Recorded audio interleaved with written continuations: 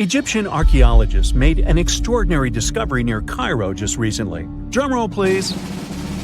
The most ancient and most complete mummy yet discovered in the country. Yes, they were keeping it under wraps. The 4,300-year-old mummy was found in a group of tombs close to the step pyramid of Djoser, dating back to the Egyptian Old Kingdom. It was covered in layers of gold. The team also found several other tombs, including one belonging to an ancient Egyptian official and another belonging to a secret keeper who had the power to perform special ceremonies. Another interesting tomb was that of a writer, which featured the largest statues ever found in the area. This vast burial site is also home to more than a dozen pyramids and resting grounds. Probably one of the most famous mummies in the world is that of Hatshepsut. She ruled Egypt like a boss for around 20 years, building all sorts of impressive buildings and creating new trade routes. But when archaeologist Howard Carter found her tomb in the Valley of the Kings, her sarcophagus was empty. However, Carter did find 2 coffins in another tomb, one of which belonged to Hatshepsut's wet nurse and the other to an unknown woman. In 2006, a team of specialists decided to investigate whether that mysterious lady was the queen herself. They found a molar tooth in a wooden box with Hatshepsut's name on it, and when they compared it to a gap in the mummy's mouth, it was a perfect match. Ramses II was a pretty impressive ruler, but it was his mummy that eventually made history. Now, we don't hear too much about his daddy. Okay, I'll stop. Ramses is considered to be the most powerful pharaoh in all of Egypt, as he reigned for a whopping 6 decades. He also lived to be over 90 years old. Now that's pretty amazing, considering the time he lived in. Ramses II supposedly had over 100 offspring too. Talk about a big family.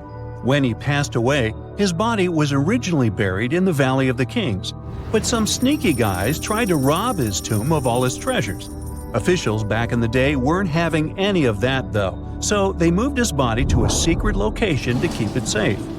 Fast forward to the 1800s, and Ramses II's mummy was discovered along with a bunch of other rulers and important officials. But it wasn't in the best condition, so archaeologists flew it to Paris to get it, pampered. Problem was, he couldn't just be transported into another country. The only solution available was to give Ramses II his own passport. His occupation was listed as king, and the document even featured his photo.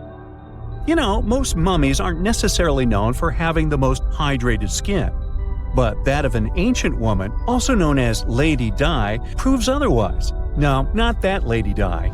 This wealthy lady from ancient times was discovered in an ornate tomb in 1971, and she looked fabulous, if we can say so about a mummy.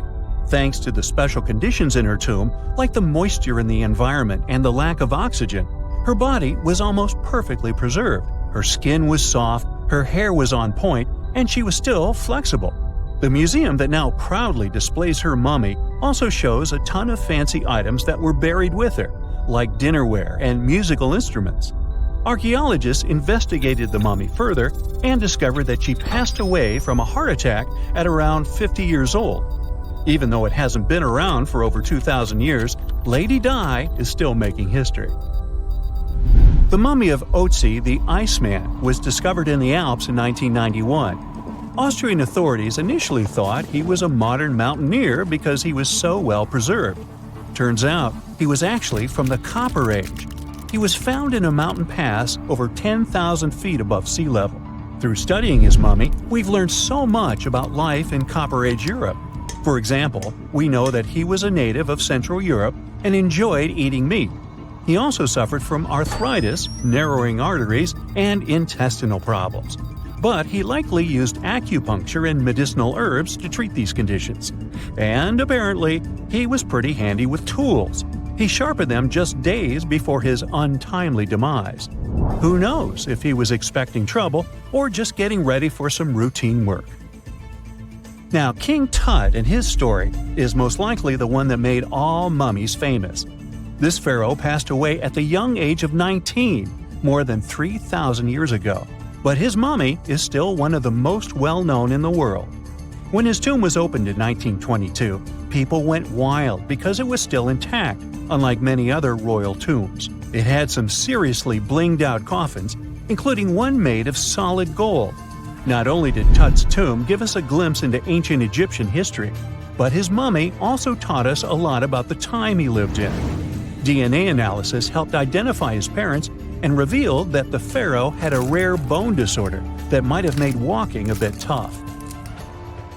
Now, Ginger is most likely one of the coolest mummies you'll ever hear about. He's like a time traveler from 5,000 years ago who's still looking fly with his golden hair and perfectly preserved nails. Ginger was discovered in Egypt and is believed to be the earliest known mummified body. Before people even knew about mummification, they used to place bodies in shallow graves in the hot, dry sand. And since the sand absorbed all the water, bacteria couldn't reproduce and the body was preserved naturally. Now, scientists are not sure if Ginger's preservation was intentional or not, but since he was buried with some pottery vessels, it's likely that whoever buried him knew some serious preservation techniques. If you want to meet Ginger in person, he's currently chilling at the British Museum. One Dutch art collector bought a statue from Asia and ended up finding a weird discovery. The statue contained a mummy hidden inside. Unfortunately, the body was too fragile to move, so they had to leave it there. The coolest part is that this mummy is over 1,000 years old and was on display for 200 years before being encased in the statue. When scientists did a CT scan, they found out that the mummy was filled with paper scraps covered in writings. Experts think he might have done this thing called self-mummification, which is a pretty intense process involving a special diet and tea that makes your body less prone to bacteria. Only a few people could handle this ritual, and those who managed to do that were seriously respected. No other Egyptian queen has baffled scientists and historians like the stunning Nefertiti. Based on her statues, she was known for her slender neck, wide eyes, and high cheekbones. Her name translates to "the beautiful woman has come." Talk about living up to your name, huh? Even though she wasn't a pharaoh herself, Nefertiti still managed to leave a lasting impression. Written records suggest that, as a wife and queen, she held an incredibly influential role. Because of her power, she was indeed admired, but she also managed to make quite a lot of enemies throughout her life. She was also related to King Tut, but not biologically. Rather, she was his stepmother. So far, locals have yet to identify her mummy, but that may soon change. A local Egyptologist who has been busy excavating tombs in the Valley of the Kings has found two mummies that he believes could be Nefertiti and her daughter. According to specialists, we may soon finally get a definitive answer about the identity of these two mummies.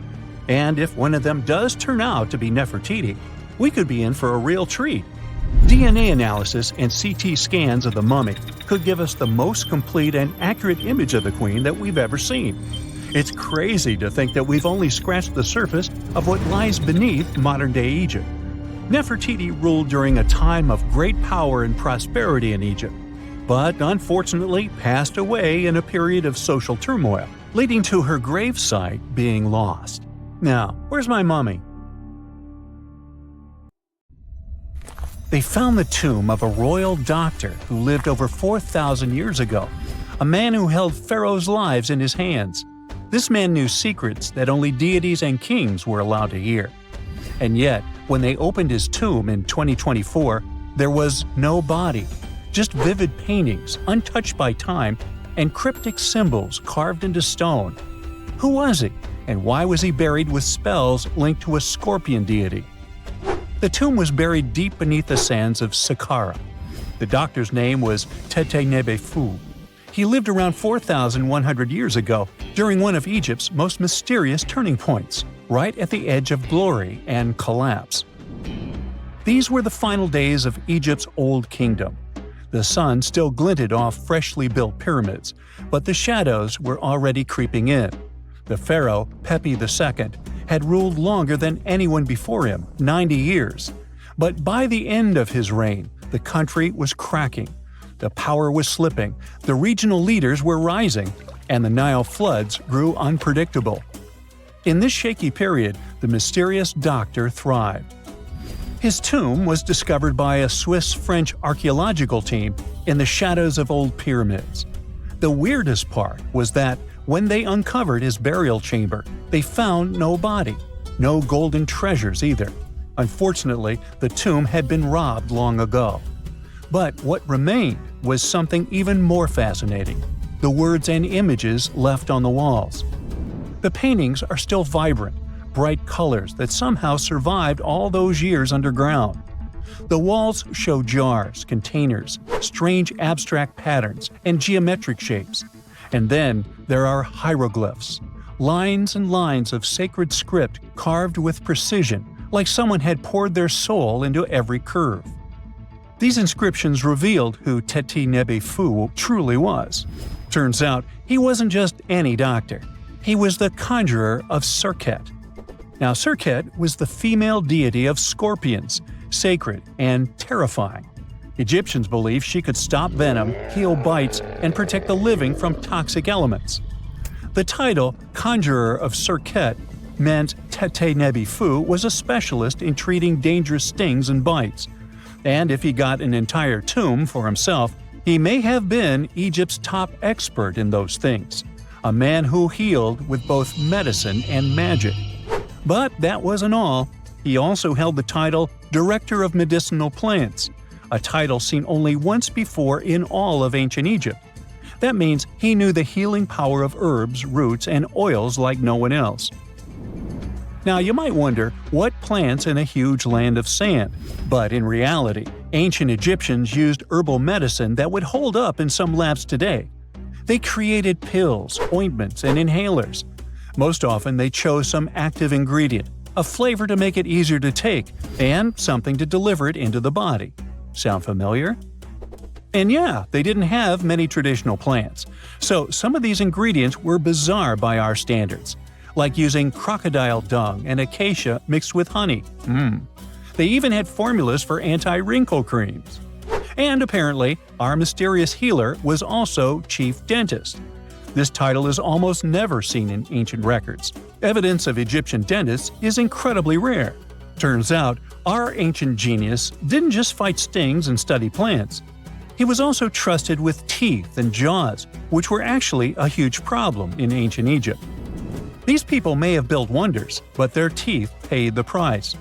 Ancient Egyptians constantly caught grains of sand in their mouths.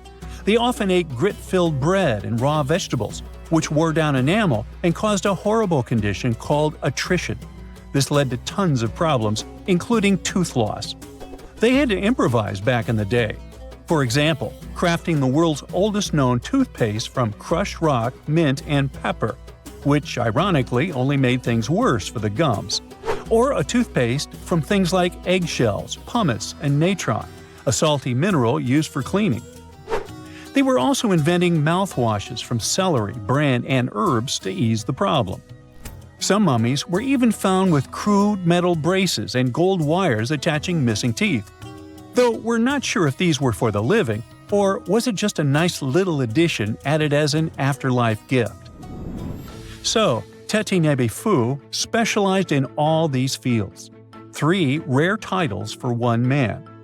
Now, back in the day, he must have been admired as incredibly knowledgeable. In a world without modern science, he would have been like a sorcerer who knows how some leaf or bark could save a life. That's why archaeologists believe Teti Nebi Fu wasn't just any doctor. He was, most likely, the royal physician, the one who treated the pharaoh himself. We don't know for sure which king he served. Maybe it was Pepi II, and who knows, maybe that's why the guy lived so long. But if that was the case, Teti Nebi Fu may have lived through the final moments of the Old Kingdom, watching the Golden Age crumble from inside the palace walls. And then he was buried.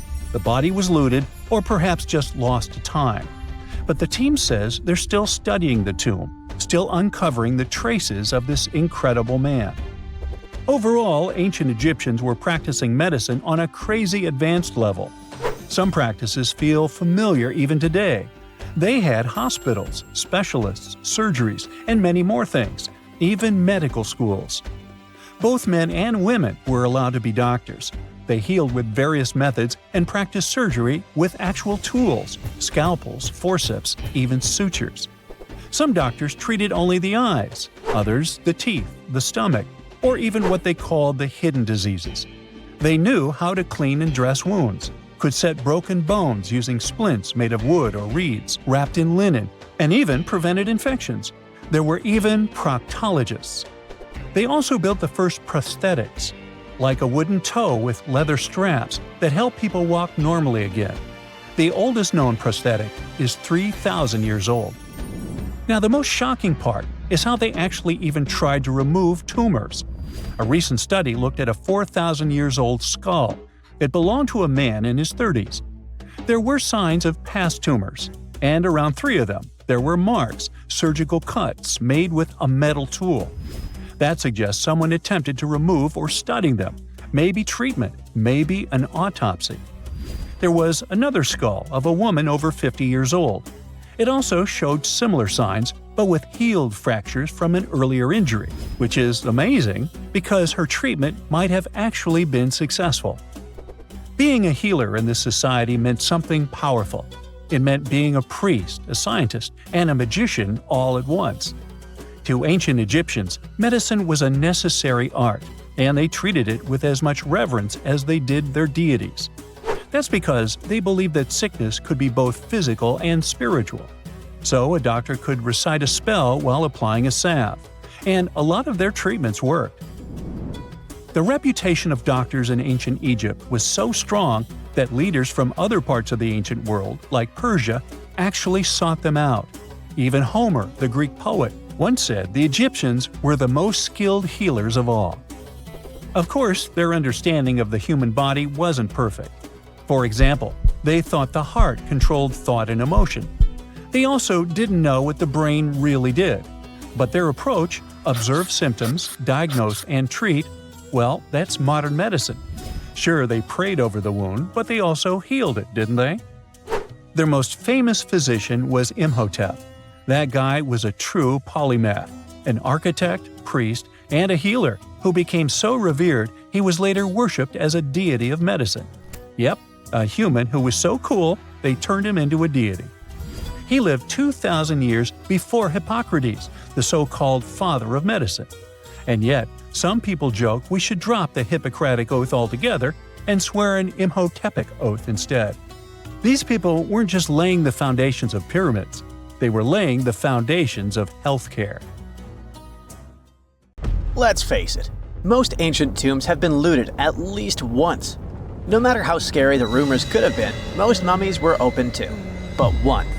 This is the Bashiri mummy, and it puzzles everyone so much that nobody dares to see what's inside. Meet Howard, but you must know him already if you're into Egyptian history. He's primarily famous for discovering King Tut's tomb back in 1922. But few people know that before this revolutionary discovery, he had probably found another mummy.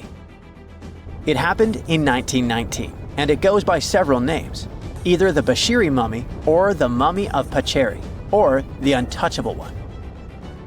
Some reports say that Howard stumbled upon the Bashiri mummy in Luxor's Valley of the Kings, just where he would later find Tut's tomb. Despite this find, not much is known about this particular mummy. The reason why it's still unharmed in any way is not because of some superstitions, but because nobody is sure that they can undo what they do if something goes wrong. The mummy is so intricately wrapped that researchers never unfurled it for fear of irreversible damage. The golden rule of anyone who works with antiquities: if you're not sure you can't make it better or preserve it unchanged, do not touch it. History knows many examples of ancient relics ruined beyond repair, say Ecce Homo, or smiling statue restoration. The delicate fabric that covers the mummy's face has this cool design that kind of looks like a pyramid. The researchers are not 100% sure, but this might be the only one of its kind with that embalming style. But without knowing the ancient technique, it's next to impossible not to ruin the mummy while unwrapping and wrapping it back. Back in the day, people, both experts and looters, would unwrap mummies for all sorts of reasons, mostly to study them. Luckily, these days, we have advanced tech that lets us check out what's inside a sarcophagus without having to unwrap anything. After taking a closer look at the Bashiri mummy, researchers figured out that it belonged to a man who was around 5.5 feet tall and lived during the Ptolemaic era, which makes this mummy roughly 2,300 years old. The Egypt Museum shared that the X-ray scan also uncovered an inscription of the guy's name, but it's a bit tricky to tell if it says Pacheri or Nenu, adding to the intrigue. The museum also pointed out that the fancy casing the mummy is in features all sorts of decorated scenes. You can see the mummy lying on a bed, flanked by deities Isis and Nephthys, along with the 4 sons of Horus. Plus, there are 2 images of the funerary god Anubis at the feet of the casing. By the way, Bashiri mummy is not the only one that has remained untouched. This is Issa Temkebde, and Gaston Maspero, a French archaeologist, made the decision to leave her mummy untouched, wanting to keep her resting peacefully since she was in such amazing shape. He did mention, though, that her tomb had been raided long ago. Thanks to some X-ray work, we learned more about the mummy.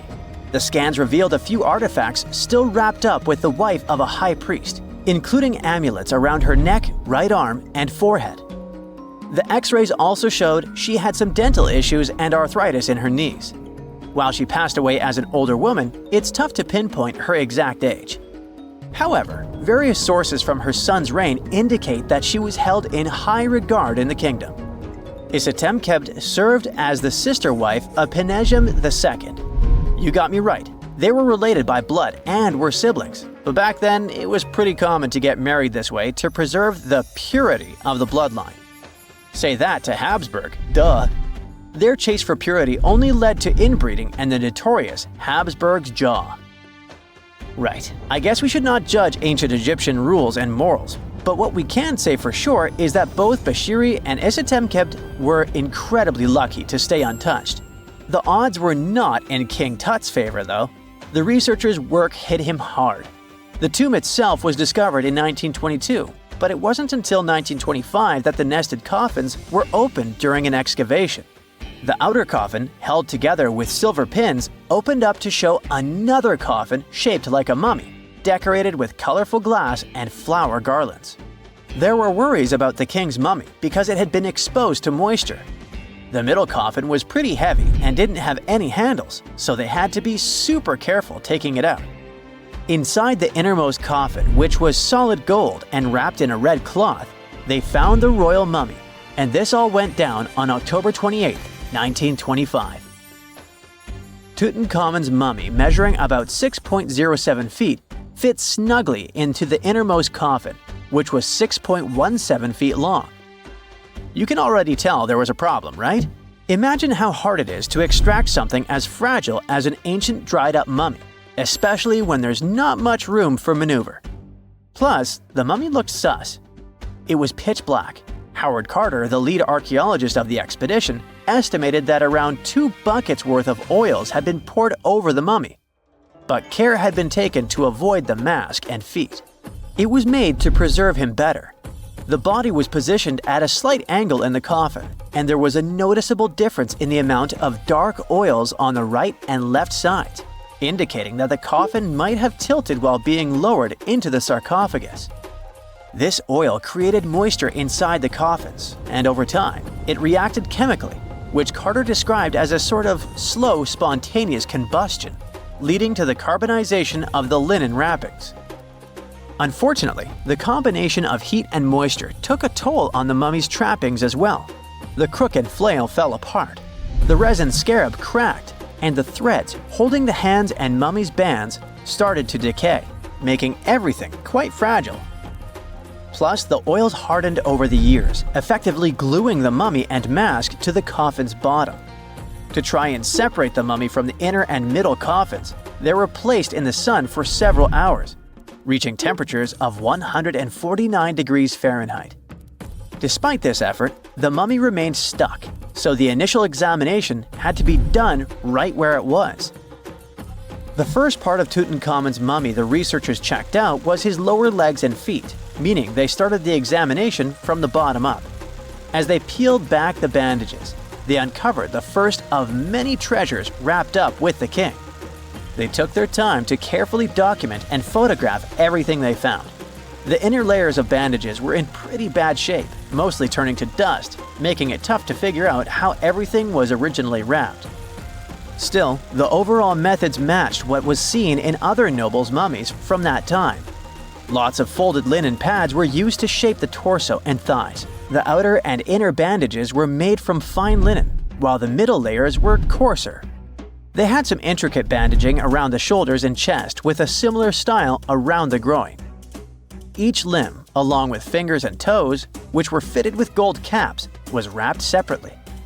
Tutankhamun even wore gold foil sandals on his feet. They hoped to separate the mummy from the coffin by removing the outer bandages, but the resins had stuck the body to the coffin. So, the researchers ended up chiseling it out. To do this, they had to cut the torso in half at the hips and disarticulate the arms to continue unwrapping. Each part was treated with hot paraffin wax for stability, and later the hands and feet were reattached with resin. Finally, they used hot knives to detach the head from the mask. To check the teeth, it was decided to make an incision around the jaw and neck, which was later fixed with resin.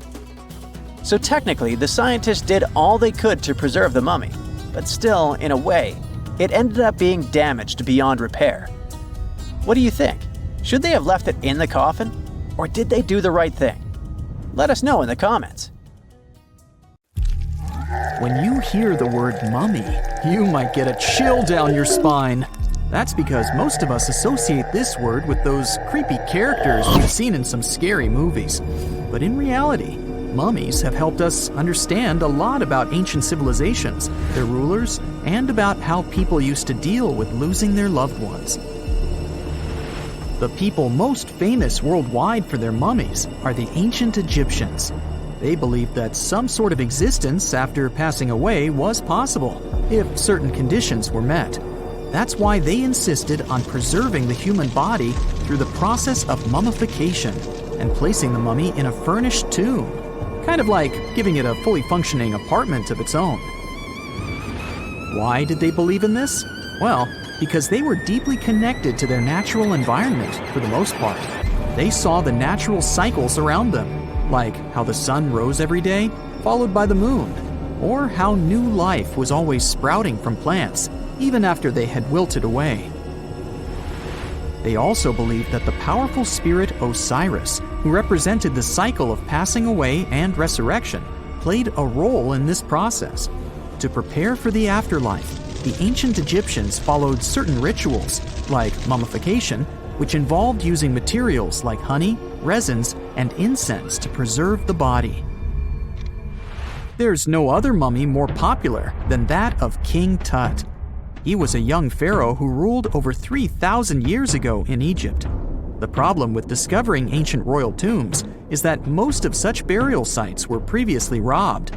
People knew ancient rulers had been left with many valuable belongings, so those locations became vulnerable to thieves.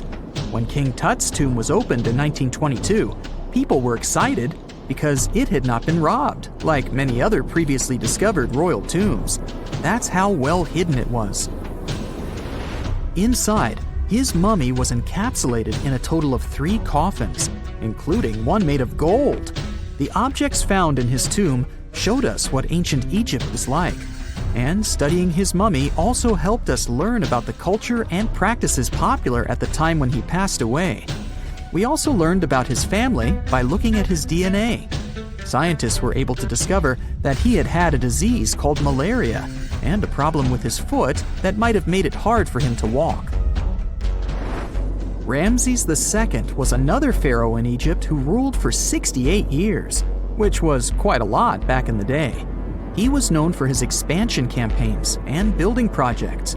Many objects from his time as a ruler still exist today, including a large statue of him. Ramses II was about 6 feet tall and lived to be about 90 years old. After looking at his mummy, scientists concluded that he may have had a medical condition that affected his spine. Now, remember those thieves I mentioned before? They are probably the reason why Ramses II ended up in a plain coffin in a secret collection of royal mummies at Deir al-Bahari, which was rediscovered in 1881. Thankfully, archaeologists were able to identify him because his journeys had been recorded on his wrappings. The process was really tedious too. In fact, in ancient Egypt, the mummification process could take a staggering 70 days to complete. A special person would say a very specific speech while delicately handling the body and drying it out using a type of salt called natron. They also used linen and resin to make the body look more lifelike and to wrap it in cloth. The tomb was equally as important for ancient Egyptians. The walls of King Tut's tomb, for example, were adorned with intricate artwork that depicted his journey to the afterlife, from his burial procession to his passage through the underworld. The ancient Egyptians believed that everyone made this journey after passing away, and they filled their tombs with items and paintings to help the person in their spiritual travels.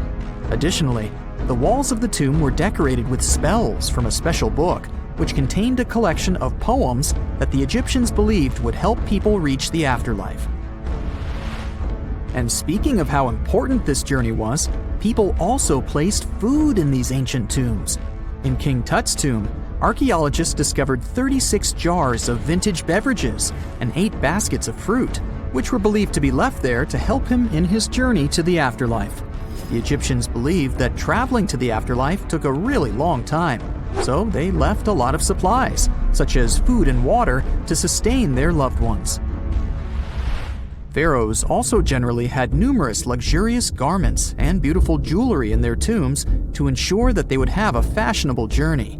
These items included various types of linen clothing, such as tunics, scarves, gloves, and headdresses, as well as a lot of gold jewelry with precious stones, like bracelets, buckles, pendants, necklaces, rings, and even precious depictions of insects for protection.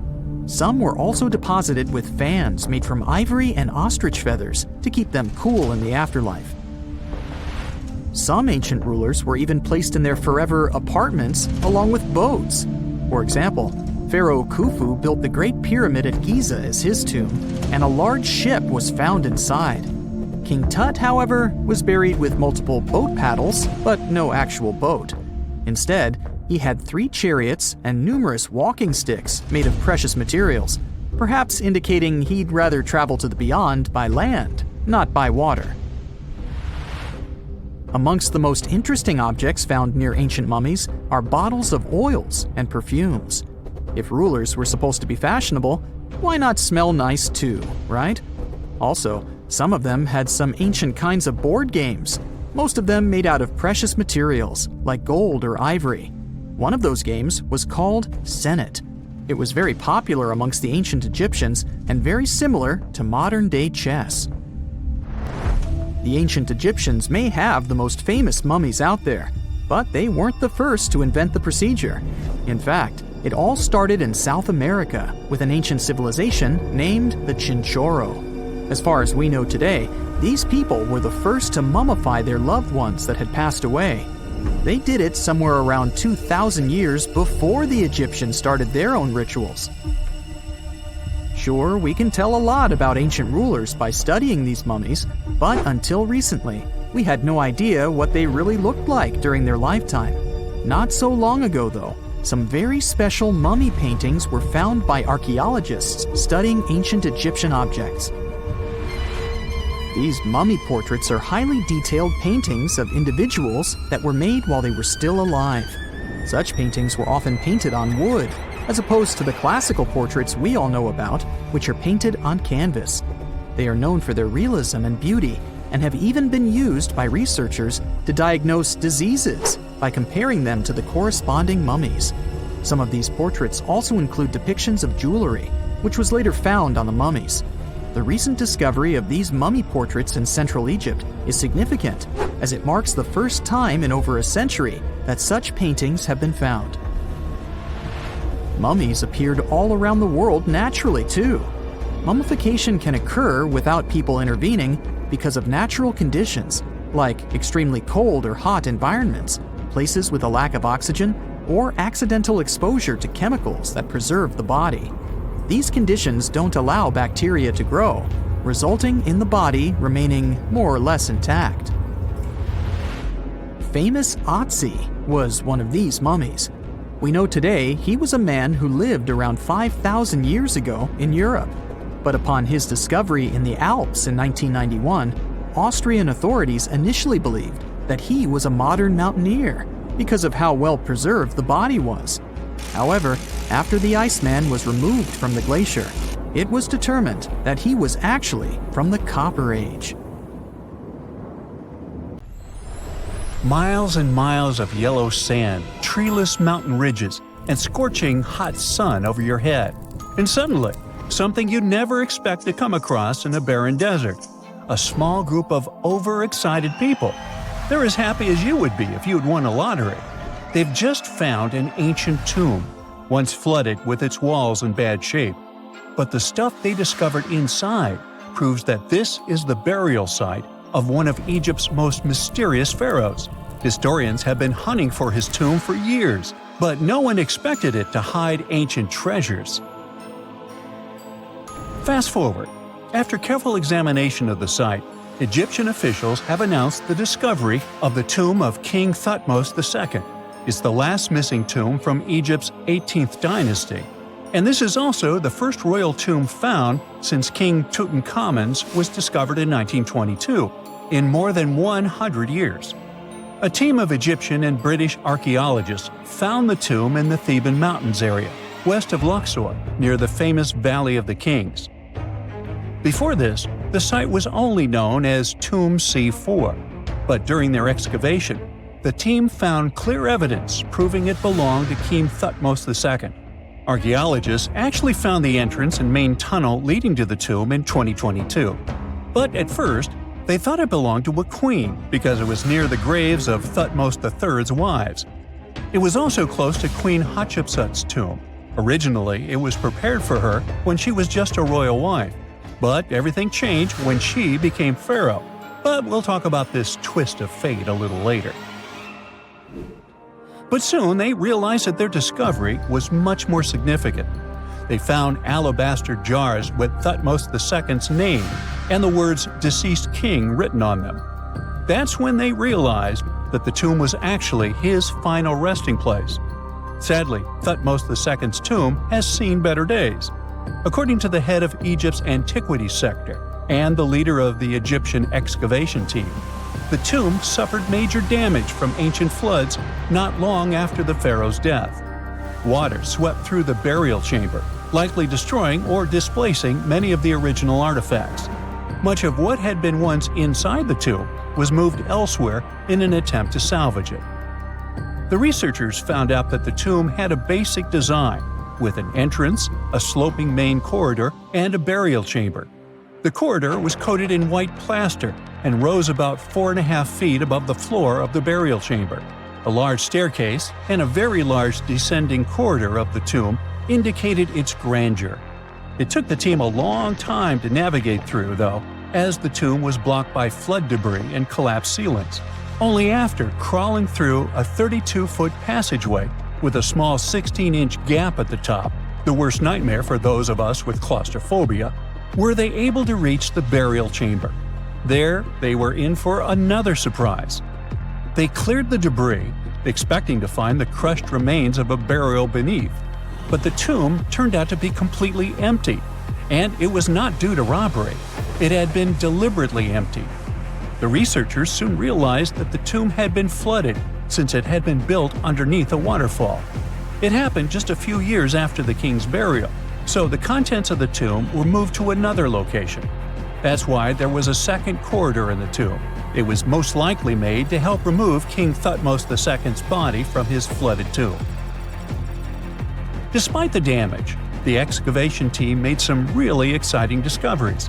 They found traces of mortar decorated with blue inscriptions, yellow stars, and fragments from the Book of Amduat, one of the most significant funerary texts in ancient Egypt. The book was meant to guide the deceased through the underworld, ensuring a safe journey to the afterlife. Now, how about we sneak a peek at ancient Egypt's 18th dynasty? It was all about conquering lands, expanding the empire, and building jaw-dropping monuments. Some of the biggest names from that era, Thutmose I and Thutmose III, both legendary warrior kings who left their mark in history. Thutmose I was a fierce fighter who led major military campaigns, pushing Egypt's border further south than ever before, all the way to the fourth cataract of the Nile. His victories gave Egypt access to new trade routes, stronger political ties, and more wealth. His conquests were so significant that they were recorded in the tombs of his top officials. Thutmose III, sometimes called Thutmose the Great, took things even further. He was not only an incredible military strategist, but also the commander of Pharaoh Hatshepsut's armies before becoming king himself. He led between 17 and 20 military campaigns, winning every single one and expanding Egypt's empire to its peak. He even created the world's first navy. Thutmose III is often remembered as Egypt's greatest warrior pharaoh. And sandwiched between these two powerhouses was Thutmose II, a pharaoh who doesn't get nearly as much attention. Hey, the middle child, right? His reign lasted only about 5 years before he passed away at around age 30 in 1479 BCE. He is kind of a mystery. No one really knows what he accomplished.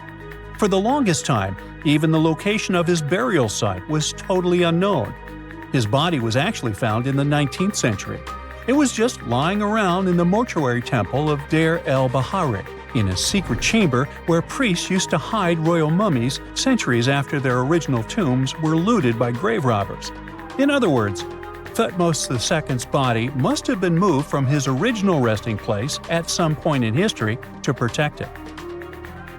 During his lifetime, Thutmose II made at least one major impact on Egyptian history. He married his half-sister Hatshepsut.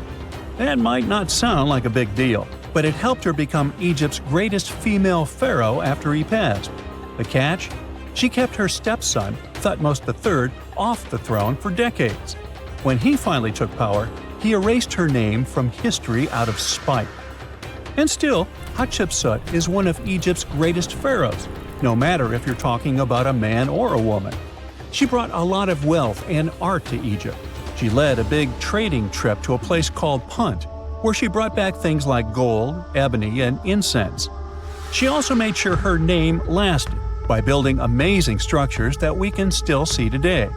At Karnak, she added huge obelisks. One of them is still standing tall.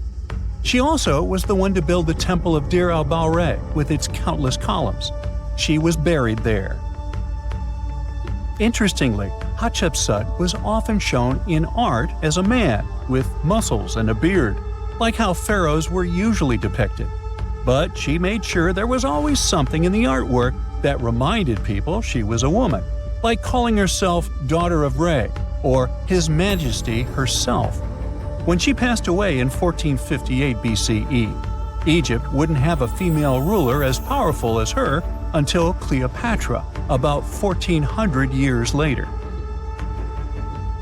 According to Egypt's Supreme Council of Antiquities Secretary General, isn't that a mouthful? Hatshepsut's name actually appears in Thutmose II's tomb, meaning she might have even handled his burial. As for their final resting places, well, Hatshepsut was buried in the Valley of the Kings, and Thutmose II's mummy is now in the National Museum of Egyptian Civilization, alongside other ancient Egyptian rulers. It gives visitors a rare chance to see the remains of a nearly forgotten pharaoh. Now, experts consider the discovery of his tomb to be one of the most significant in recent years. The artifacts found there add important details to our understanding of the history of the region and Thutmose II's rule. And even though the tomb's design is fairly simple and follows the same architectural style preferred by later Egyptian rulers, its historical importance is undeniable. In any case, the mission isn't over yet. Archaeologists are now focusing on solving another mystery. Where did the rest of the tomb's contents end up? The team is determined to continue their search. Who knows what other secrets they will uncover that have remained hidden beneath the sands for thousands of years. Secant, cosine, tangent, sine, 3.14159. Yeah, That was the cheer we heard coming from the trigonometry club back in the day. For the rest of us in math class, terms such as sine, tangent, and pi were just bewildering. Who invented these and why? Was their only purpose to make it harder for students? Well, not quite. Trigonometry was invented by the ancient Egyptians. They needed this knowledge to construct pyramids, and they did a pretty good job too. The Great Pyramid in Giza still stands today, some 4,500 years after it was built. No recalls either. So let's get out of that classroom and on a journey through time to reveal the secrets behind the ancient Egyptians' precision. Here you are, standing on the Great Pyramid's construction site, some 9 miles from Cairo. Well, the city still isn't there, as you're surrounded only by the desert and teams of construction workers. They're transporting large stone blocks weighing 2.5 tons each. They're inside a wooden sled that sits on large rollers. A crew of 8 men rolls these blocks along the ground. You immediately think of the rollers on a supermarket cash register. The principle is exactly the same, but the scale is greater, much greater. Scientists estimate that the Egyptians used 2.3 million such blocks in the Great Pyramid alone. And the block in front of you is one of the lighter ones. The heaviest of them weighed up to 15 tons. But where did all these blocks come from? Most of them originated from quarries around Giza. It's not that impressive, you think, but wait until you hear how ancient engineers transported the granite used in construction over 500 miles to the pyramid. There were no railways or highways back then, but the mighty Nile was always there. Researchers even believe that the Egyptians dug a canal to connect the Nile directly to the pyramid's construction site. All they had to do then was to wait for the flood season to begin, and voila! The rising water levels floated the heavy stone blocks for them. But how did they lift the enormous stones on dry land to stack them up to the top? Did they use oversized cranes? Well, ancient Egyptians worked around this problem, literally speaking. One of the workers is now pointing to the giant ramp going around the pyramid they're building. This is how a mountain road zigzags its way to the top. If the ramp went directly to the top of the pyramid, then workers couldn't pull the stone blocks along it. It would be too steep. Scientists have calculated that 8% could be the maximum incline. So ancient Egyptians just extended the ramp around the pyramid. Again, these are all theories, as the ramp could have been inside the pyramid, as some researchers suggest. The exact building method is still a mystery, guarded by the Sphinx. That's its real name, right? Wrong. As the Great Sphinx is just the statue's alias. You know, the name writers take when they want to hide their true identity, or a singer's stage name. The Sphinx's real name, translated from Egyptian, means Horus in the horizon. That was the name for the Egyptian deity of the sky. The trail of mystery doesn't end there, as a man walks past you with a bucket of paint. He's going to add a touch of color to the Great Sphinx. Researchers found specks of this red color next to its ear. That was some strong paint, as it survived for thousands of years. You are now standing straight in front of the Sphinx. You look up.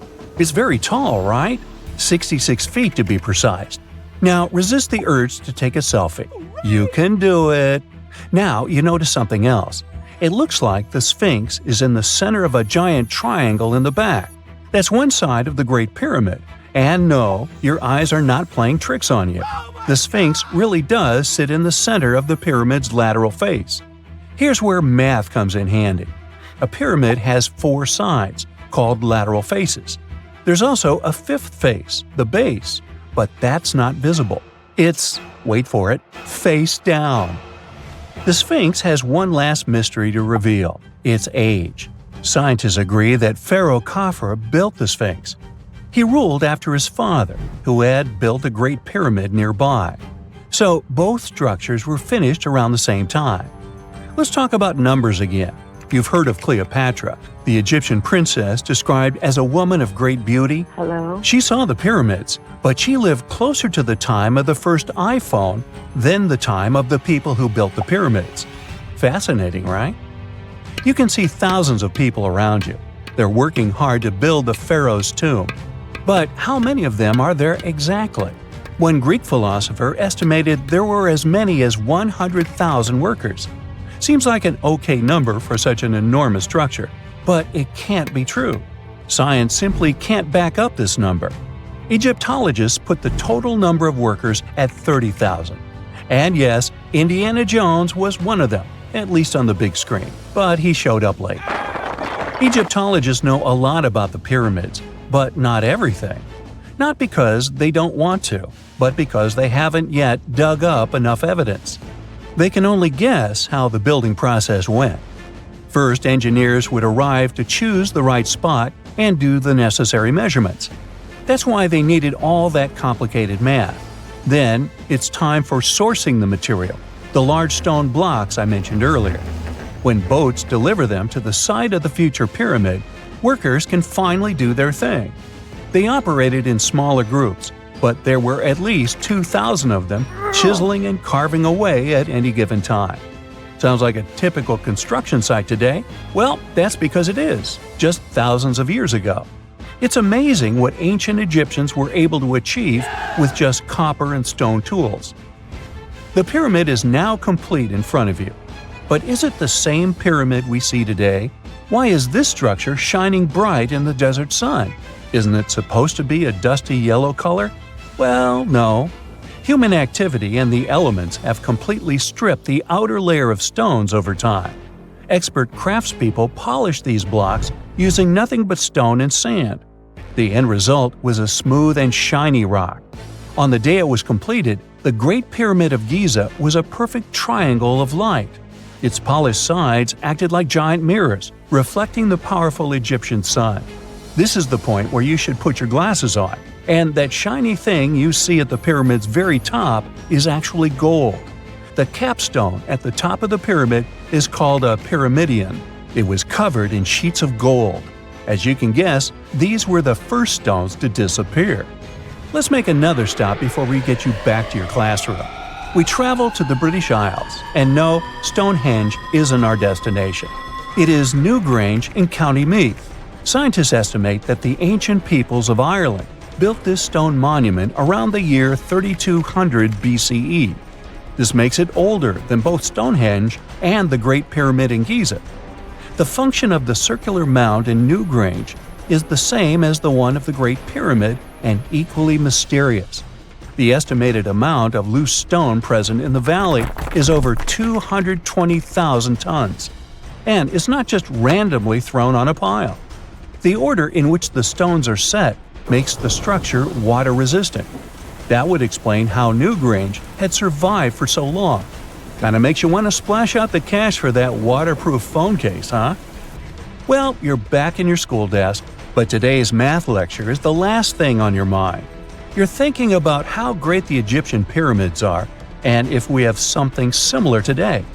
It turns out modern engineers are just as impressed with the Great Pyramid as you are. There's a glass pyramid sitting in the main courtyard of the famous Louvre Museum in Paris. The panorama of San Francisco wouldn't be complete without the 48-story Transamerica Pyramid. But Las Vegas went the furthest. There we find the Luxor Hotel. It's so big that it's the third largest pyramid on the planet. And guess what's in front of it? Yup, a replica of the Sphinx.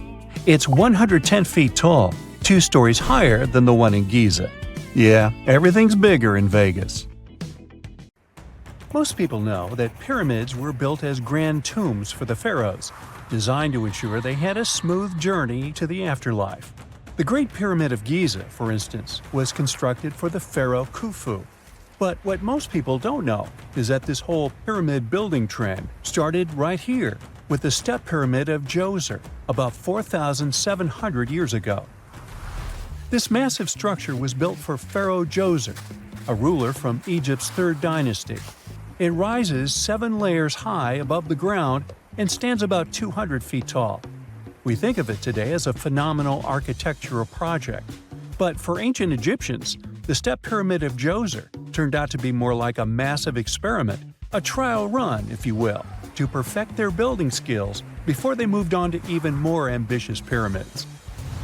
Reaching new heights is super exciting, But the real mystery is what is going on below the ground.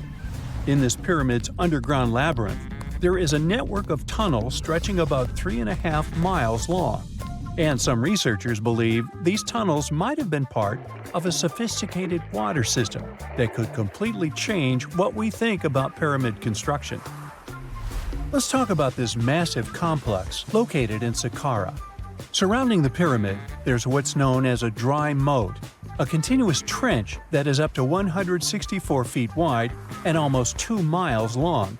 It forms a sort of rectangular shape around the pyramid. This trench has an average depth of about 65 feet. Now, if you were to add up all the earth and rock they dug out to create this moat, it would be about 10 times the volume of the step pyramid itself. For the longest time, people just assumed this trench was nothing more than a huge quarry, a place where they dug up stone and clay to build the step pyramid. Makes sense, right? But when you take a closer look, it doesn't add up. The trench is too narrow and deep to be practical for mining, and its layout doesn't match anything we know about ancient Egyptian quarrying methods. Plus, some sections of the trench are actually covered with a rocky ceiling, which would have made it nearly impossible to use as a quarry. Another theory suggests that the dry moat had some kind of spiritual significance. Maybe it was a sacred place, where souls of nobles gathered to serve the late king in the afterlife. There are even niches in the walls that work as a hint at this spiritual function. But most researchers believe that this purpose likely developed much later, long after the complex was built for Djoser. So, what was the moat really designed for? In 2020, a researcher came up with a pretty intriguing idea. It is possible that this trench was actually designed to collect and manage water, especially after heavy rainfalls. Now, that makes sense when you consider the location.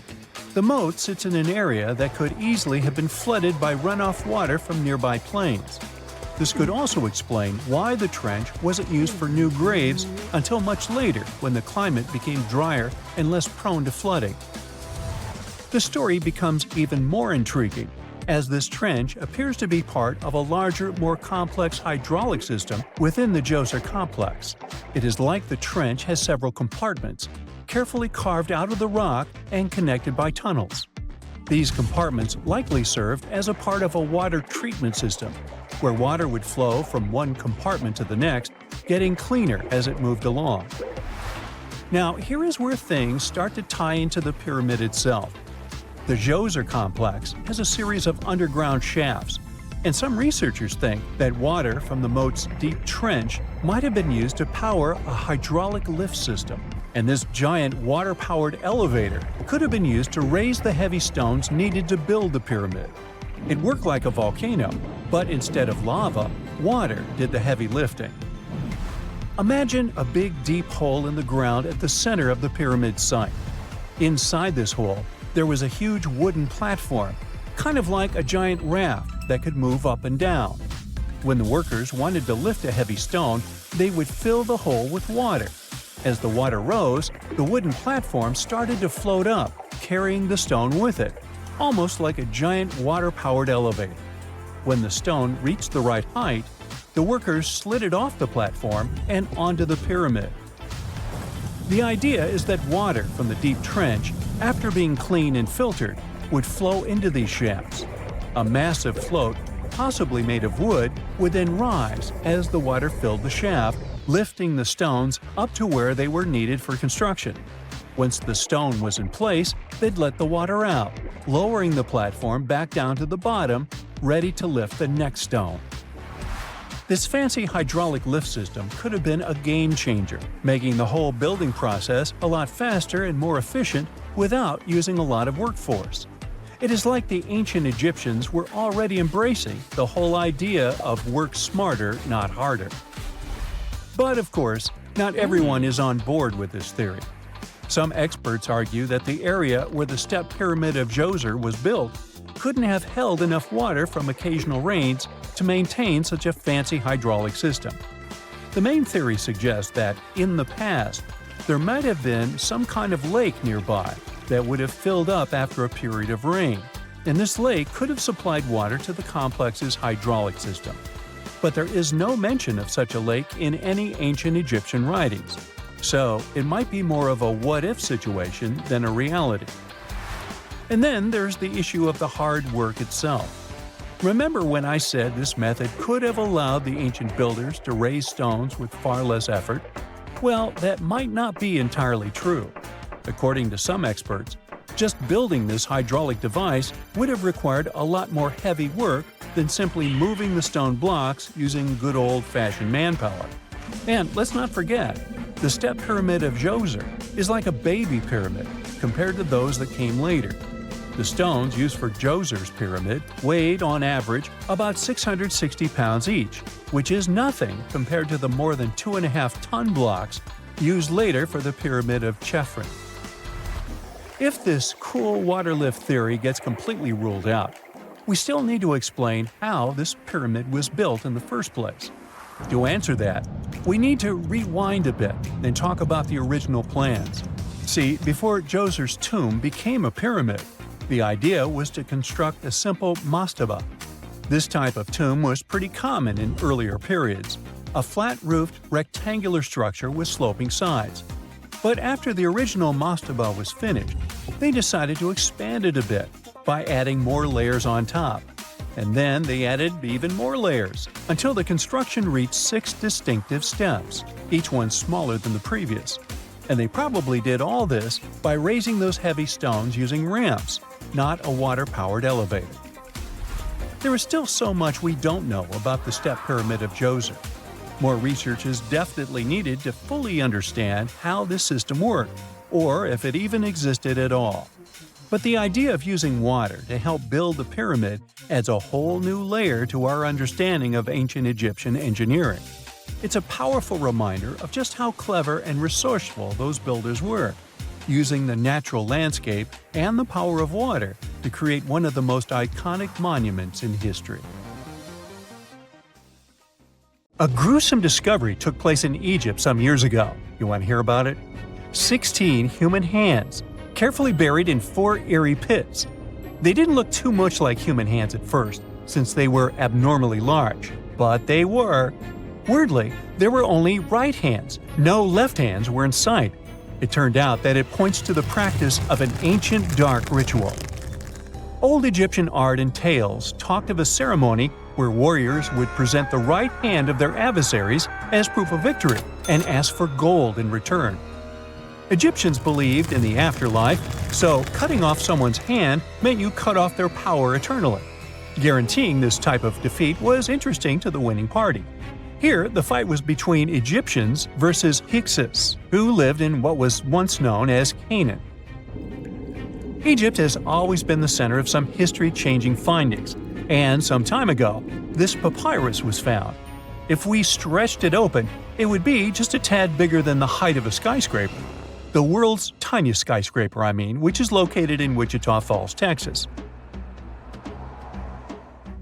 When humans didn't write on their notes app, they wrote on this thing, made from the medulla of a papyrus plant. Around 2,000 years ago, ancient Egyptians wrote something reminiscent of a book where they describe most of their funerary traditions and their visions of the afterlife. It's considered one of the most important texts from ancient Egypt and is still sold in bookstores to this day.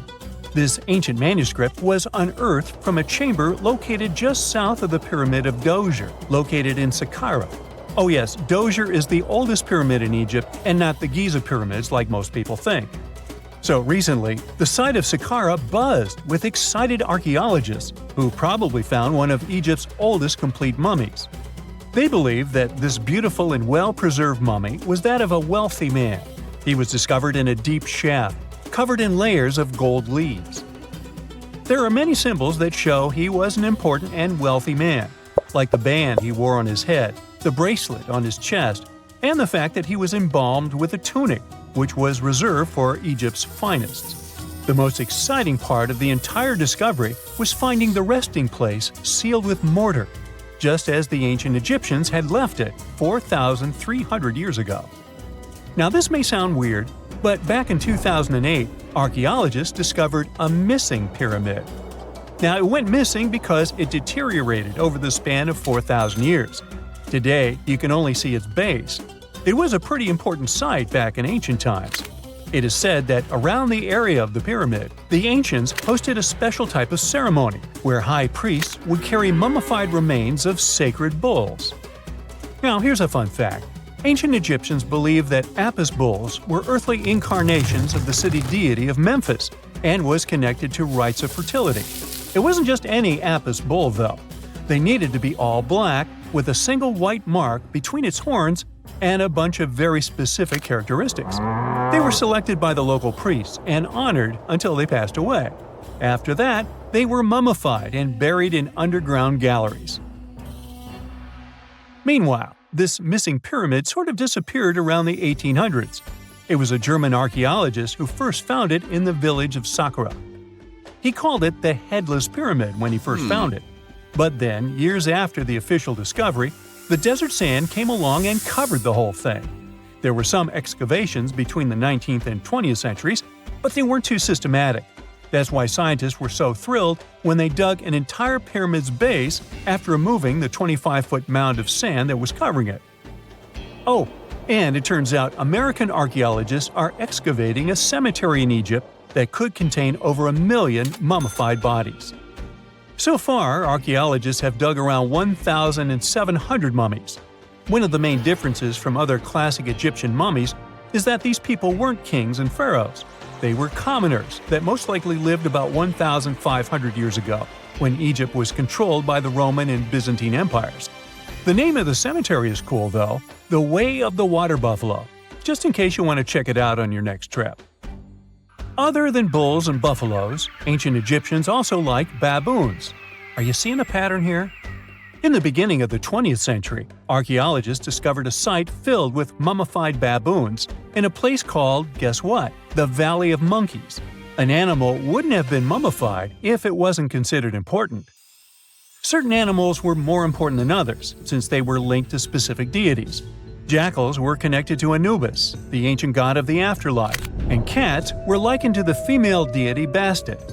Baboons were a pretty big deal, since they were believed to be connected to Thoth, the deity of wisdom and advisor to Ra, one of Egypt's supreme deities. The archaeologists who studied these animals weren't too happy. They think these baboons were kept inside and were deprived of sunlight for most of their lives. They had extreme vitamin D deficiencies and they were poorly fed. Maybe Thoth got angry with these baboon keepers. Just a guess. Since there's never a boring day for archaeologists in Egypt, they also found human mummies with golden tongues. Since Egyptians were all about the afterlife, they believed that golden tongues might help a person speak once they pass to the other side. I mean, it's a long shot, but hey, why not? Some of these mummies were placed in wooden coffins with goods, such as necklaces, pottery, golden artifacts in the shape of lotus flowers and scarab beetles, and iPhones. Just kidding. A new temple was also unearthed recently in Egypt. Scientists believe it was dedicated to honor Zeus Cassios. That deity would be a cross between Zeus, the almighty Greek deity of the sky, and Mount Cassios. While digging around the Sinai Peninsula in Egypt, archaeologists spotted 2 pink granite columns poking out of the ground, and bingo. They believe these columns represented the temple's front gate and collapsed during an earthquake many years ago. And speaking of deities, there weren't only super serious deities. Recently, scientists unearthed a golden ring in a city south of Cairo. No, Frodo, it's not magical. It was a normal gold ring, but it had the depiction of the deity of fun, officially named Bes. This deity is often described in sacred texts as a happy chubby dwarf. Today, many tattoos we get are sorta deprived of any sense and are made of aesthetic purposes only. In ancient Egypt, though, women would get tattoos as a token of protection for childbirth. That's what scientists think, at least. Around the Nile region, scientists found some mummies that had well-preserved tattoos, which is a rarity since the skin deteriorates so easily. 2 of these women tattooed their lower backs, and the drawings were simple. They were mostly pictures, including that same chubby dwarf we just talked about, Bes. He also had a side hustle as the protector of women during childbirth. Now, would you believe me if I told you ancient Egyptians invented robots? No? Well, that's because that's not entirely true. Sure, they were astronomers, mathematicians, and engineers, and somehow they also squeezed an eccentric invention into that package. An automated deity some scientists called Hathor. This wooden statue had been in the Metropolitan Museum of Art for years before someone noticed its secret. With the help of an X-ray machine, specialists discovered a mechanical operating system inside it. The pulley-like axis goes from the statue's shoulder to her left leg. When the system rotates, the statue raises and lowers her hand. Hey, pick me! Pick me! I got my hand up here. This is not a dune set. This is a very real desert in Niger. Jado was probably built by the nomadic Sao people and is filled with ksars, which are fortified houses made of salt and clay, with giant walls and secret passages. Located deep in the desert, it was once a vital stop for trans-Saharan caravans, but is now a hotspot for smugglers and bandits. The site has been off-limits since 2002 due to its dangers. The origin of the ksars remain a mystery. No archaeological studies have been conducted, leaving many questions unanswered. Even today, shifting sands reveal and conceal parts of these ancient ruins, fueling local speculation about what might still be hidden beneath the desert. Speaking of connective tunnels, scientists were blown away by the discovery of lava tubes in Saudi Arabia. These underground passages form when molten lava cools down. Researchers believe that ancient nomadic groups may have utilized these tunnels to survive the super harsh desert climates. While excavating the tunnels, archaeologists uncovered artifacts, rock art, and skeletal remains. The art and animal bones show that the people who used the tunnels were probably sheep and goat herders. They're still piecing together whether these groups lived in the tunnels for extended periods or just used them as temporary shelters. The Great Pyramid of Giza has been standing for thousands of years, but it's still hiding secrets. Using special scanning technology, scientists found two hidden structures under an ancient burial ground. The first is a shallow L-shaped structure, and below it is a much larger space that could be a final resting place or a chamber. The smaller structure was filled with sand on purpose, while the deeper one might be an empty chamber. Experts believe the two are connected, possibly as an entrance leading to a secret chamber. This is big news because it might give us some more insight into who built the pyramids and why. The world is full of ancient writing, but some messages refuse to give up their secrets, like the mystery of the Bash Plemi tablet. This unusual stone, pulled from a lake in Georgia, is covered in symbols no one can read. Even with modern technology, experts are completely stumped. The tablet is about the size of a book, with 60 symbols carefully carved into its surface, but 39 of them don't match any known language.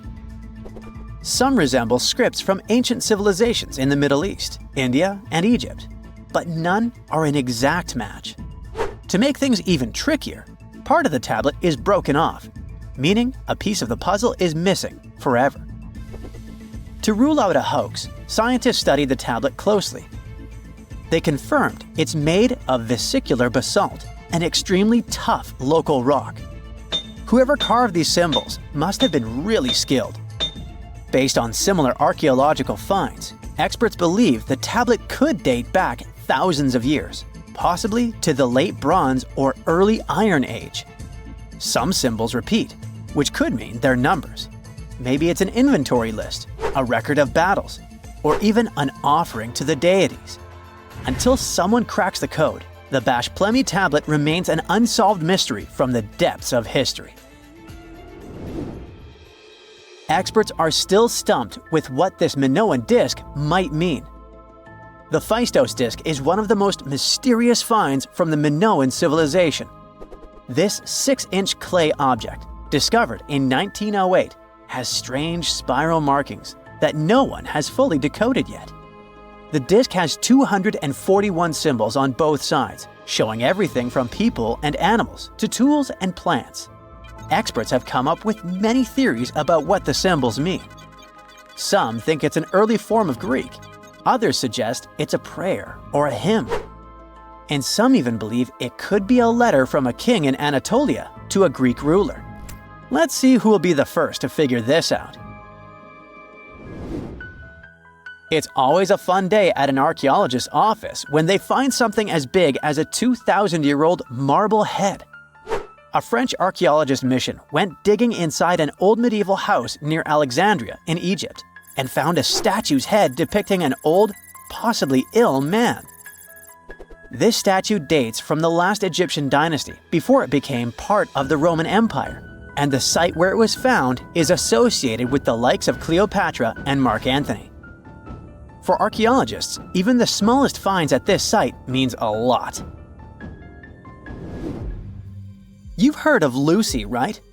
The Australopithecus that was an early ancestor for us humans. Well, scientists found some of her species' footprints somewhere in Tanzania. The so-called Laetoli footprints are over 3 million years old. The trail stretched 88 feet and has about 70 footprints, left behind when a bunch of early humans walked across some wet volcanic ash. What's cool is that these early humans were already walking on 2 feet, like us, not all hunched over like apes.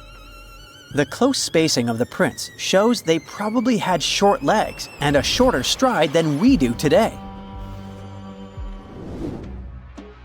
In an ancient Egyptian temple, archaeologists uncovered a shrine unlike any other, a place dedicated to falcons and 2 mysterious deities. One deity had a falcon's head, while the other wore a crown with a sun disk and cow horns. But the most baffling discovery was an inscription that read, "It is improper to boil a head in here." At the heart of the shrine, there are 15 headless falcons carefully arranged on a pedestal, likely as offerings to the falcon-headed deity. One theory suggests the birds were boiled first, perhaps to pluck their feathers, before being placed in the shrine, following the strange rule carved into stone. Archaeologists also found a 13-inch iron harpoon nearby. Its true purpose remains unknown, although the shrine also held remains of fish, mammals, and bird eggs, suggesting that the rituals may have included feasting. And speaking of ancient Egypt, meet Hathor. Scientists named her after the ancient Egyptian deity of motherhood, music, and singing. This wooden statue, housed at the Metropolitan Museum of Art, was thought to be just a beautiful artifact, until a surprising secret was uncovered. Using an X-ray machine, experts found a mechanical operating system inside it, with pulleys and axles connecting her shoulder to her left leg. When activated, the system made her hand raise and lower, an engineering marvel from over 3,000 years ago.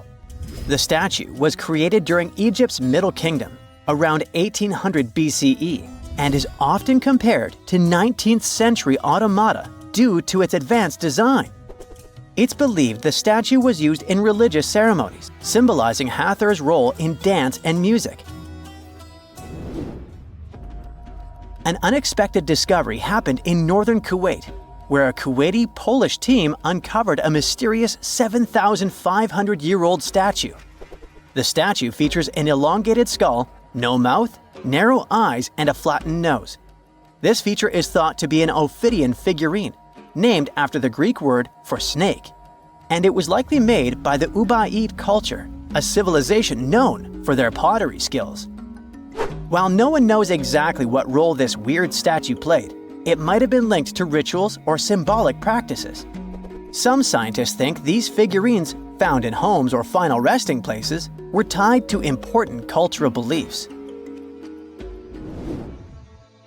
We couldn't mention unresolved mysteries of this world without speaking about these elongated skulls. In the deserts of Peru, researchers uncovered 5 ancient skeletons, 2 with unnaturally elongated skulls. While head shaping was common in many cultures, these skulls defy explanation.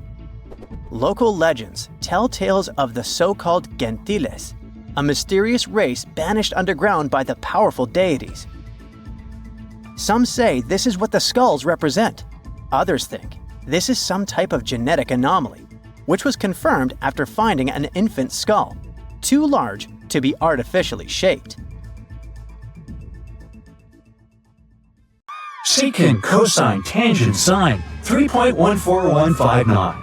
Yeah, that was the cheer we heard coming from the trigonometry club back in the day. For the rest of us in math class, terms such as sine, tangent, and pi were just bewildering. Who invented these and why? Was their only purpose to make it harder for students? Well, not quite. Trigonometry was invented by the ancient Egyptians. They needed this knowledge to construct pyramids, and they did a pretty good job too. The Great Pyramid in Giza still stands today, some 4,500 years after it was built. No recalls either. So let's get out of that classroom and on a journey through time to reveal the secrets behind the ancient Egyptians' precision. Here you are, standing on the Great Pyramid's construction site, some 9 miles from Cairo. Well, the city still isn't there, as you're surrounded only by the desert and teams of construction workers. They're transporting large stone blocks weighing 2.5 tons each. They're inside a wooden sled that sits on large rollers. A crew of 8 men rolls these blocks along the ground. You immediately think of the rollers on a supermarket cash register. The principle is exactly the same, but the scale is greater, much greater. Scientists estimate that the Egyptians used 2.3 million such blocks in the Great Pyramid alone. And the block in front of you is one of the lighter ones. The heaviest of them weighed up to 15 tons. But where did all these blocks come from?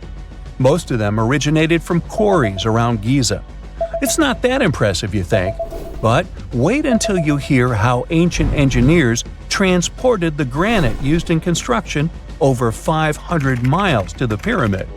There were no railways or highways back then, but the mighty Nile was always there. Researchers even believe that the Egyptians dug a canal to connect the Nile directly to the pyramid's construction site. All they had to do then was to wait for the flood season to begin, and voila! The rising water levels floated the heavy stone blocks for them. But how did they lift the enormous stones on dry land to stack them up to the top? Did they use oversized cranes? Well, ancient Egyptians worked around this problem, literally speaking. One of the workers is now pointing to the giant ramp going around the pyramid they're building. This is how a mountain road zigzags its way to the top. If the ramp went directly to the top of the pyramid, then workers couldn't pull the stone blocks along it. It would be too steep. Scientists have calculated that 8% could be the maximum incline. So ancient Egyptians just extended the ramp around the pyramid. Again, these are all theories, as the ramp could have been inside the pyramid, as some researchers suggest. The exact building method is still a mystery, guarded by the Sphinx. That's its real name, right? Wrong. As the Great Sphinx is just the statue's alias. You know, the name writers take when they want to hide their true identity, or a singer's stage name. The Sphinx's real name, translated from Egyptian, means Horus in the horizon. That was the name for the Egyptian deity of the sky. The trail of mystery doesn't end there. As a man walks past you with a bucket of paint, he's going to add a touch of color to the Great Sphinx. Researchers found specks of this red color next to its ear. That was some strong paint, as it survived for thousands of years. You are now standing straight in front of the Sphinx. You look up. It's very tall, right? 66 feet to be precise. Now resist the urge to take a selfie. You can do it. Now you notice something else. It looks like the Sphinx is in the center of a giant triangle in the back. That's one side of the Great Pyramid. And no, your eyes are not playing tricks on you. The Sphinx really does sit in the center of the pyramid's lateral face. Here's where math comes in handy. A pyramid has 4 sides, called lateral faces. There's also a 5th face, the base, but that's not visible. It's, wait for it, face down. The Sphinx has one last mystery to reveal: its age. Scientists agree that Pharaoh Khafre built the Sphinx. He ruled after his father, who had built a great pyramid nearby. So both structures were finished around the same time. Let's talk about numbers again. You've heard of Cleopatra, the Egyptian princess described as a woman of great beauty. Hello? She saw the pyramids, but she lived closer to the time of the first iPhone than the time of the people who built the pyramids. Fascinating, right? You can see thousands of people around you. They're working hard to build the pharaoh's tomb. But how many of them are there exactly? One Greek philosopher estimated there were as many as 100,000 workers. Seems like an okay number for such an enormous structure, but it can't be true. Science simply can't back up this number. Egyptologists put the total number of workers at 30,000. And yes, Indiana Jones was one of them, at least on the big screen, but he showed up late. Egyptologists know a lot about the pyramids, but not everything. Not because they don't want to, but because they haven't yet dug up enough evidence. They can only guess how the building process went. First, engineers would arrive to choose the right spot and do the necessary measurements. That's why they needed all that complicated math. Then, it's time for sourcing the material, the large stone blocks I mentioned earlier. When boats deliver them to the site of the future pyramid, workers can finally do their thing. They operated in smaller groups, but there were at least 2,000 of them chiseling and carving away at any given time. Sounds like a typical construction site today? Well, that's because it is, just thousands of years ago. It's amazing what ancient Egyptians were able to achieve with just copper and stone tools. The pyramid is now complete in front of you. But is it the same pyramid we see today? Why is this structure shining bright in the desert sun? Isn't it supposed to be a dusty yellow color? Well, no. Human activity and the elements have completely stripped the outer layer of stones over time. Expert craftspeople polished these blocks using nothing but stone and sand. The end result was a smooth and shiny rock. On the day it was completed, the Great Pyramid of Giza was a perfect triangle of light. Its polished sides acted like giant mirrors, reflecting the powerful Egyptian sun. This is the point where you should put your glasses on, and that shiny thing you see at the pyramid's very top is actually gold. The capstone at the top of the pyramid is called a pyramidion. It was covered in sheets of gold. As you can guess, these were the first stones to disappear. Let's make another stop before we get you back to your classroom. We travel to the British Isles, and no, Stonehenge isn't our destination. It is Newgrange in County Meath. Scientists estimate that the ancient peoples of Ireland built this stone monument around the year 3200 BCE. This makes it older than both Stonehenge and the Great Pyramid in Giza. The function of the circular mound in Newgrange is the same as the one of the Great Pyramid and equally mysterious. The estimated amount of loose stone present in the valley is over 220,000 tons. And it's not just randomly thrown on a pile. The order in which the stones are set makes the structure water-resistant. That would explain how Newgrange had survived for so long. Kinda makes you want to splash out the cash for that waterproof phone case, huh? Well, you're back in your school desk, but today's math lecture is the last thing on your mind. You're thinking about how great the Egyptian pyramids are, and if we have something similar today.